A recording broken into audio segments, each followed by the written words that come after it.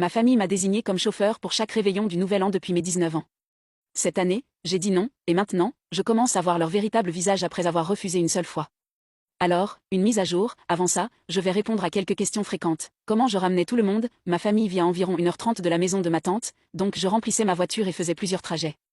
Le lendemain, ils récupéraient leur voiture avec leur conjoint. Oui, c'est stupide, je sais. Comment je suis rentrée cette année? J'ai pris un Uber, j'ai envoyé un message groupé à ma tante et aux membres de la famille. Y compris ceux qui n'étaient pas présents mais avaient entendu parler de l'incident. Voici ce que j'ai écrit: Salut tout le monde, je ne vais pas m'excuser pour ce qui s'est passé au Nouvel An. Je vous ai prévenu bien à l'avance que je ne serais pas la conductrice désignée cette année, et j'attendais que vous respectiez ça. Je ne suis pas votre chauffeur personnel et j'en ai assez d'être traité comme si j'étais responsable de votre manque d'organisation. Quand cousine m'a traité de garce parce que je ne voulais pas conduire, c'était inacceptable. Et tante, me faire une leçon sur l'égoïsme et prétendre que j'ai gâché la soirée, c'était ridicule. J'ai fait ça pendant des années. Mais maintenant, c'est fini. L'année prochaine, je fêterai le Nouvel An ailleurs. J'espère que vous trouverez une solution. Je vais prendre mes distances et j'espère que vous comprendrez. J'ai ensuite pris la décision difficile de bloquer mes parents, car ils m'ont insulté et m'ont fait culpabiliser depuis cet incident.